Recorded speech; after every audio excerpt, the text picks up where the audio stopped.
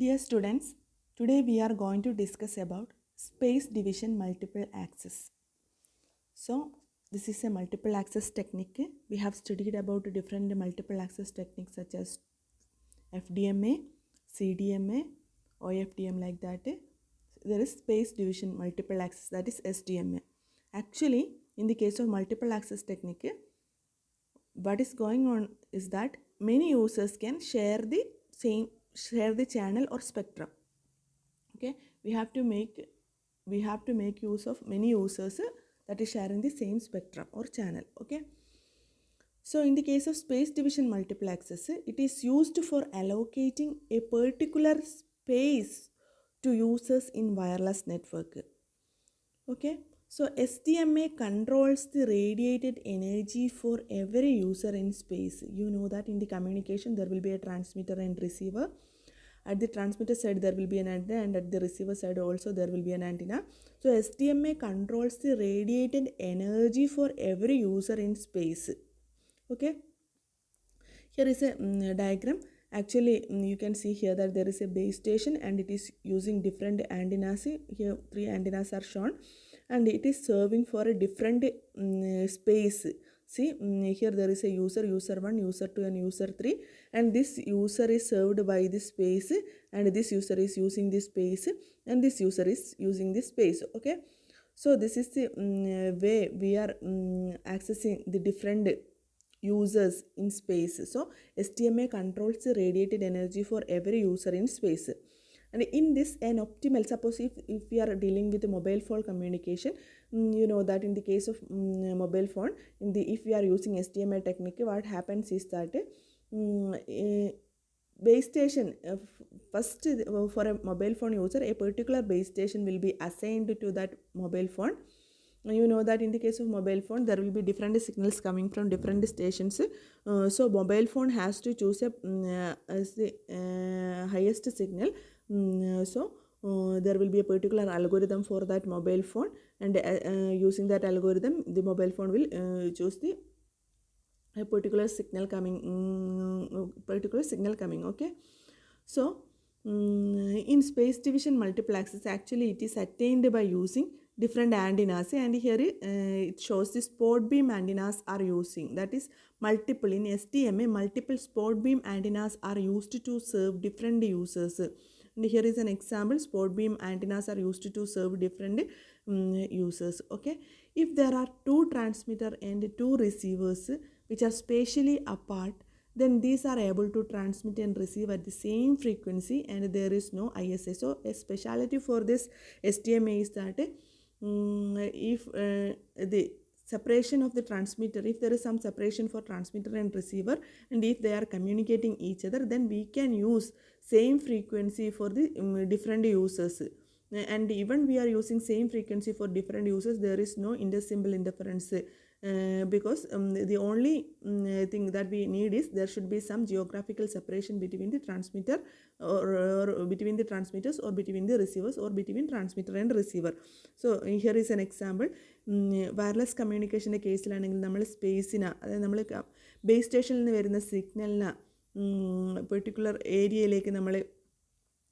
ഏരിയയിലേക്കാണ് നമ്മൾ കൊടുക്കുന്നത് എങ്കിൽ ആ ജിയോഗ്രാഫിക്കൽ ഏരിയനെ ഡിഫറെൻ്റ് ആയിട്ടുള്ള സെൽസ് ആയിട്ട് നമ്മൾ തിരിച്ചിട്ടുണ്ടാവും. അപ്പോൾ ബേസ് സ്റ്റേഷനിൽ നിന്ന് വരുന്ന സിഗ്നൽ യൂട്ടിലൈസ് ചെയ്യുന്ന ഒരു ജിയോഗ്രാഫിക്കൽ ഏരിയ ആയിരിക്കും ഒരു സെൽ. ഇവിടെ ഇപ്പോൾ ഒരു സെല്ല് കാണിച്ചിട്ടുണ്ട്, അങ്ങനെ അതിനെ സറൗണ്ട് ചെയ്ത് ഡിഫറെൻറ്റ് സെല്ലുണ്ട്. അപ്പോൾ അങ്ങനെ അടുത്തടുത്ത് നമ്മൾ വരക്കുകയാണെങ്കിൽ ഇങ്ങനെ ഒരു സ്ട്രക്ചറാണ് കാണുക. അപ്പോൾ ഇങ്ങനെയുള്ള സെൽസ് റിപ്പീറ്റ് ചെയ്ത് വരുന്നവർ അതെന്താണ്, ഒരു ക്ലസ്റ്ററാണ് ഫോം ചെയ്യുന്നത്. ഓക്കെ, ഇത് 7 സെൽസിലൊന്ന് ഒരു ക്ലസ്റ്ററാണ്. അപ്പോൾ അഡ്ജസൻ്റ് ആയിട്ടുള്ള ക്ലസ്റ്ററാണ് ഇവിടെ ഡാർക്കൺ ചെയ്ത് കാണിച്ചിട്ടുള്ളത്. അപ്പോൾ നമ്മൾ ബേസ് സ്റ്റേഷനിൽ നിന്ന് വരുന്ന സിഗ്നൽ കംപ്ലീറ്റ് ആയിട്ട് യൂട്ടിലൈസ് ചെയ്യുന്ന ഒരു ജിയോഗ്രാഫിക്കൽ ഏരിയ ആണ് ഒരു സെൽ എന്ന് പറയുന്നത്. അപ്പോൾ ഇവിടെയുള്ള പ്രത്യേകത എന്ന് പറഞ്ഞാൽ SDMAൻ്റെ കേസിലെ പ്രത്യേകത എന്ന് പറഞ്ഞാൽ ഇവിടെയാണ് ട്രാൻസ്മിറ്റർ ഉള്ളതെന്നിരിക്കും, ഇവിടെയാണ് റിസീവർ ഉള്ളത്. അപ്പോൾ ഇവർ തമ്മിൽ സെപ്പറേഷൻ ഉണ്ടല്ലോ അല്ലേ, ഇയാൾ കഴിഞ്ഞിട്ട് വേറൊരു സെല്ല് വരുന്നുണ്ട്, വീണ്ടും ഒരു സെല്ല് എന്നിട്ടാണ് ഇയാൾ വരുന്നത് അല്ലേ. അപ്പോൾ എയും എന്ന് പറയുന്നത് ഒരേപോലെയുള്ള സെപ്പറേറ്റ് ചെയ്ത് ഒരേ ഫ്രീക്വൻസി യൂസ് ചെയ്യാൻ പറ്റുന്ന സെല്ലാണ് ഇവിടെ പറഞ്ഞത്. അത് ഇവിടെ ഒരു ട്രാൻസ്മിറ്റർ ഉണ്ട്, ഇവിടെ ഒരു ട്രാൻസ്മിറ്റർ ഉണ്ട്, ഇവിടെ ഒരു റിസീവർ ഉണ്ടെങ്കിൽ അവർക്ക് തമ്മിൽ ഇവിടെയുള്ള യൂസർ, സപ്പോസ് ഇവിടെ ഒരു യൂസർ ഉണ്ടെന്ന് വിചാരിക്കുക, അയാൾ ഒന്നുകിൽ റിസീവർ ആയിരിക്കും അല്ലെങ്കിൽ ട്രാൻസ്മിറ്റർ ആയിരിക്കും, ഇവിടെ ഒരു യൂസർ ഉണ്ടെന്ന് വിചാരിക്കുക. അപ്പോൾ ഇങ്ങനെ സെപ്പറേറ്റ് ചെയ്യപ്പെട്ട അഡ്ജസൻ്റ് അല്ലാത്ത സെല്ലിലുള്ള അല്ലെങ്കിൽ ഇവർ തമ്മിൽ സെപ്പറേഷൻ ഉണ്ടെങ്കിൽ അവർക്ക് തമ്മിൽ സെയിം ഫ്രീക്വൻസി യൂസ് ചെയ്ത് കമ്മ്യൂണിക്കേറ്റ് ചെയ്യും. അപ്പോൾ ഇയാൾ വേറെ ഏതെങ്കിലും ഒരു ഭാഗത്തുള്ള ഒരാളുമായിട്ട് കമ്മ്യൂണിക്കേറ്റ് ചെയ്യാൻ ഉദ്ദേശിക്കുന്നില്ല, അല്ലെങ്കിൽ ഇയാൾ വേറൊരു ഭാഗത്തുള്ള ഒരാളുമായിട്ട് കമ്മ്യൂണിക്കേറ്റ് ചെയ്യാൻ ഉദ്ദേശിക്കുന്ന അവർക്ക് രണ്ടുപേർക്കും എന്താണ് സെയിം ഫ്രീക്വൻസി യൂസ് ചെയ്യാം. കാരണം അവർ ജിയോഗ്രാഫിക്കലി സെപ്പറേറ്റഡ് ആണ്, അതുകൊണ്ട് യൂസ് ചെയ്യും. അപ്പോൾ ഇവിടെ ഇങ്ങനെ മാർക്ക് ചെയ്തിരിക്കുന്നതൊക്കെ, ഇപ്പോൾ ഇവിടെ ബി ഉണ്ട്, ഇവിടെ വേറെ ബി ഉണ്ട്. അപ്പോൾ അഡ്ജസൻ്റ് ആയിട്ടുള്ള സെൽസ് അല്ല, ജിയോഗ്രാഫിക്കലി സെപ്പറേറ്റ് ചെയ്തുകൊണ്ടാണ് അത് സെയിം ലെറ്റർ ആയിട്ട് കാണിച്ചിരിക്കുന്നത്. അപ്പോൾ ഇവിടെ നോക്കുക, ബിയും എഫും തമ്മിൽ സെയിം ഫ്രീക്വൻസി യൂസ് ചെയ്തിട്ട് കമ്മ്യൂണിക്കേറ്റ് ചെയ്യാൻ പറ്റില്ല. ഓക്കെ, കാരണം അവർ അഡ്ജസൻ്റ് ആണ്. അപ്പോൾ സിമ്പിൾ ഇൻ്റർഫറൻസ് ആണ്. അതേസമയം ബിയും ഇവിടെ കാണിച്ചിരിക്കുന്ന ബിയും തമ്മിൽ സെയിം ഫ്രീക്വൻസി യൂസ് ചെയ്യാം. അപ്പോൾ ഡിഫറെൻറ്റ് യൂസേഴ്സിന് എന്താണ് സെയിം ഫ്രീക്വൻസി യൂസ് ചെയ്യാം STMA ടെക്നിക്കിലാണെങ്കിൽ. അത് അവർ സ്പേഷ്യലി അപ്പാർട്ടാണ്. Okay, if there are two transmitter and two receivers which can spatially apart, then these are able to transmit and receive at the same frequency and there is no ISA. In the case of STMA also, for communication we can use any of the multiplexing techniques such as TDMA, CDMA or FDMA like that. If we are using TDMA or CDMA, that means here the same frequency used for communication. If FDMA is using, the user can use different frequencies for modulation. Okay, and STMA makes use how this even though they are using the same frequency, there is no ISA. How it is possible?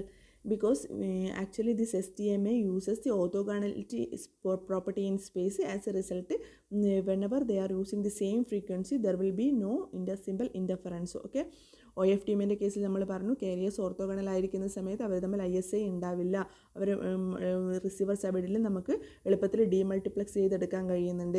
അതുപോലെ തന്നെയാണ് STMൻ്റെ കേസിലും orthogonality feature use ചെയ്തിട്ടാണ് എന്ത് ചെയ്യുന്നത്, ട്രാൻസ്മിഷനും റിസപ്ഷനും നടക്കുന്നത്. അതുകൊണ്ട് തന്നെ അവിടെ എന്തുണ്ടാവില്ല, ISA ഉണ്ടാവില്ല. ഓക്കെ, അപ്പോൾ ഇത് ജസ്റ്റ് പിന്നെ സെയിം ഫ്രീക്വൻസി യൂസേജ് കാണിക്കാൻ വേണ്ടിയിട്ട് കാണിച്ചിരിക്കുകയാണ്. ആക്ച്വലി ഇതെന്ന് പറഞ്ഞാൽ സെല്ലെന്ന് പറയുന്നത് ജിയോഗ്രാഫിക്കൽ ഏരിയനെ മൊത്തത്തിൽ നമ്മൾ ഡിഫറെൻറ്റ് സെൽസ് ആയിട്ട് തിരിക്കുകയാണ് ചെയ്യുക.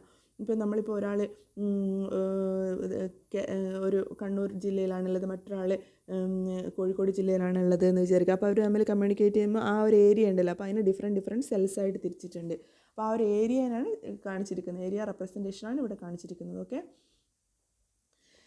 an example of the STMA is sectorized antenna.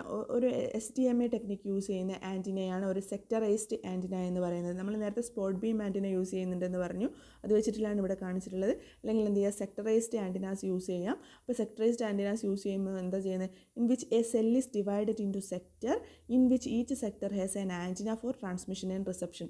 അപ്പോൾ STMAയിൽ സെക്ടറൈസ്ഡ് ആൻറ്റിനയാണ് യൂസ് ചെയ്യുന്നതെങ്കിൽ ഒരു സെല്ലിനെ തന്നെ എന്തായിട്ട് ഡിവൈഡ് ചെയ്തിട്ടുണ്ട്, ഡിഫറെൻറ്റ് സെക്ടേഴ്സായിട്ട് തിരിച്ചിട്ടുണ്ടായിരിക്കും.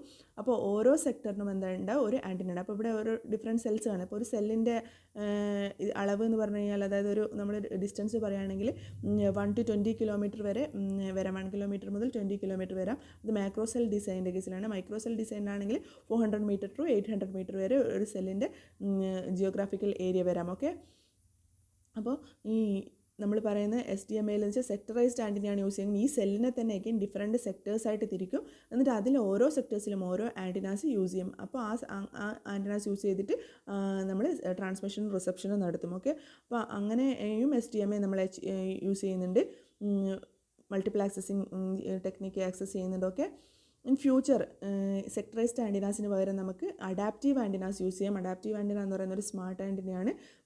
അതായത് ഉദ്ദേശിക്കുന്നതെന്ന് വെച്ച് കഴിഞ്ഞാൽ അത് നമ്മുടെ എവിടേക്കാണോ നമുക്ക് സിഗ്നൽ ട്രാൻസ്മിഷൻ നടത്തേണ്ടത് അവിടെ ഓട്ടോമാറ്റിക്കലായിട്ട് ഈ ആൻറ്റിന ലൊക്കേറ്റ് ചെയ്യപ്പെടും. In future adaptive antennas can be used for realisation of the STMA. The beam of adaptive antenna can be steered automatically to the individual users. അപ്പോൾ ഒരു ആൻറ്റിന തന്നെ വെച്ചിട്ട് നമുക്ക് ഡിഫറെൻറ്റ് യൂസേഴ്സിന് നമുക്ക് യൂസ് ചെയ്യാൻ പറ്റും. അതിന് കറസ്പോണ്ടിങ് ആയിട്ട് അതിന് ഓട്ടോമാറ്റിക്കലായിട്ട് നമുക്ക് ചേഞ്ച് ചെയ്യാൻ പറ്റും. ഓക്കെ, സോ ബീം ചേഞ്ച് ചെയ്യാൻ പറ്റും. അപ്പോൾ അങ്ങനെയുള്ള ആൻറ്റിനാസ് വെച്ചിട്ടുള്ള STMA ടെക്നിക്കും വന്നുകൊണ്ടിരിക്കുകയാണ്. ഈ ഫ്യൂച്ചറിൽ അത് വന്നുകൊണ്ടിരിക്കും. Okay, that's all about this STMA. അതായത് സ്പേസ് യൂട്ടിലൈസേഷനാണ്.